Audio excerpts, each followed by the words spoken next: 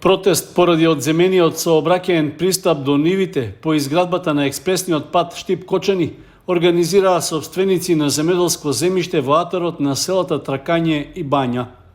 Дополнителен проблем, рекоа, е отежнатиот влез во селото Тракање, поради што возилата ќе мораат да обиколуваат по неколку километри за да можат да се приклучат на експресната коловозна лента.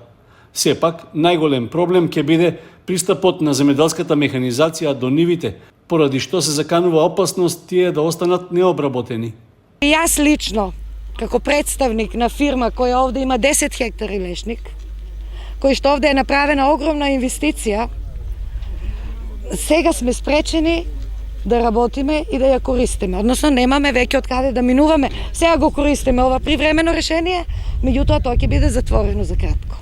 3 пата катастерски постоечки беа. Меѓутоа, ниеден од тие веќе не функционира, не постои. Зошто е така, тоа треба да ни одговорат надлежните. Ние бараме само одговор од нив и решение, заеднички да најдеме решение за ова. Освен пристапот до земјоделското земјиште, оневозможено е и доаѓањето до објектите во кои што дел од овдешните жители престојуваат. Имам Штарник 5 декара и Лозе 10 декара, куќа легализирана, таму живеам јас. И се сработа ако ми се спречи да не можам да идем до куќата. Што да кажам, треба се направи пат за сите. Прелазот кој сега е ставен за атмосферските води, ако беше на 20 метра на стариот пат, Пазарџиски пат што се вика, ќе беше решен и атмосферската вода и пролазот ќе си беше на место, немаше да има потреба од овакви проблеми како сега што имаме. Значи, воопшто беше важно да се земат земјиштата, нивите, да се пуште, да се форсира патот без да се чуе нашиот интерес. Јас имам некаде околу 200 декара земја, сега ми е пола од долната страна на патот, пола од горната страна. И сега не можам да комуницирам. За да идам на нивата треба да вртам негде околу 10 километра, а знаете нивата не се обработува со едно идење.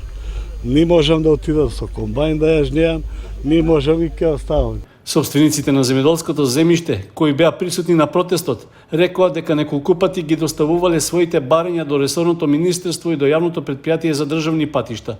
Го информирале и народниот правобранител. За сега решение не е најдено, а изградбата на експресниот пат е во напредна фаза. Поради тоа, рекоа дека постои реална закана големи површини обработливо земјиште целосно да пропаднат.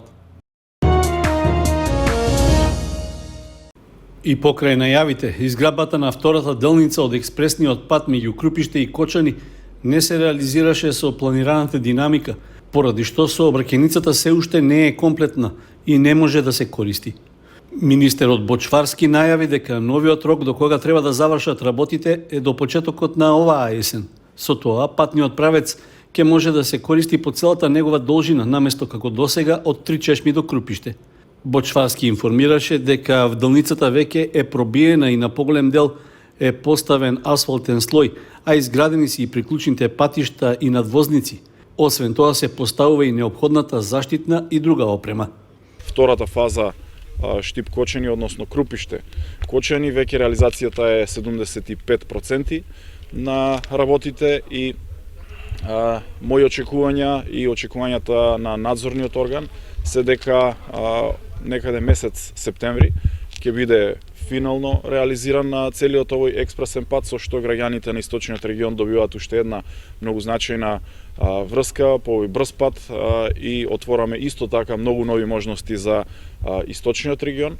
Драго ми е што и овде градежните работи се одвиваат со една добра динамика и заради тоа што еве во текот на оваа 22 година, освен експресниот пат Штип-Радовиш, секако и Штип-Кочани, го завршуваме со што ја променуваме комплетно сликата на патната инфраструктура во целиот источен регион. Должината на експресниот пат од Штипско 3 чешми до Кочани е 28 километри, при што пред околу 2 години беше завршена и пуштена во употреба делницата до Крупиште од околу 14 километри. Целата инвестиција за изградба на експресниот пат е проектирана на над 45 милиони денари.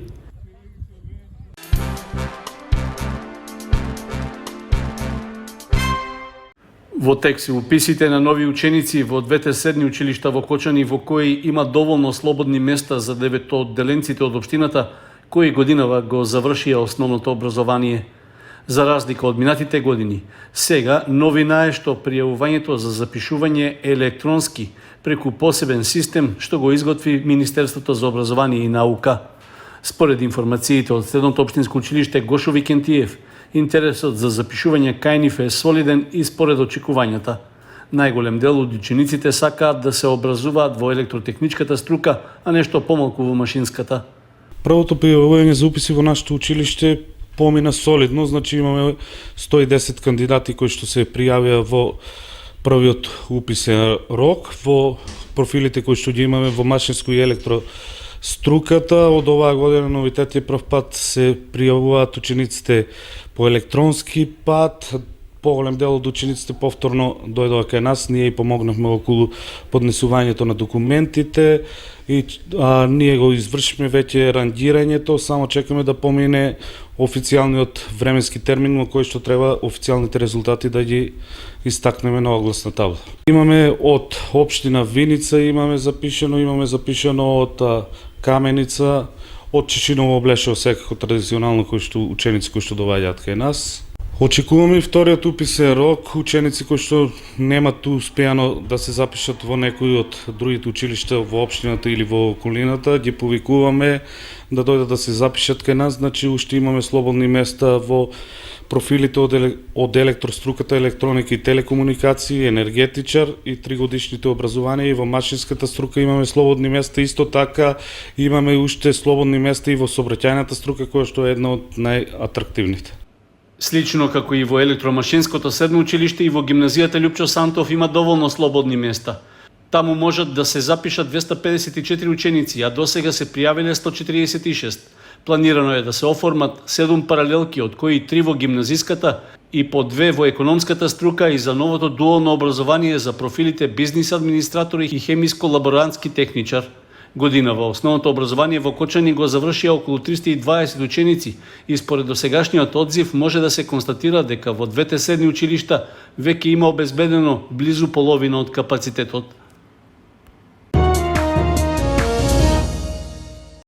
Агенцијата за финансиска поддршка во земјоделството и руралниот развој ги потсетува земјоделските производители дека се уште тече јавниот повик за аплицирање за добивање финансиска поддршка во земјоделството. Крајниот рок за поднесување на барањата за субвенции е до 30 јуни. Сите кои се заинтересирани своите апликации можат да ги поднесат електронски со пристапување на веб страната на Агенцијата за финансиска поддршка во земјоделството и руралниот развој.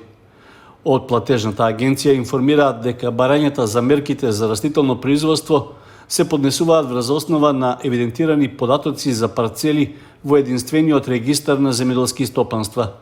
Барањата пак за сточарско производство се поднесуваат врз основа на евидентирани податоци за животни во фарм регистарот со состојба на денот на поднесување на барањето.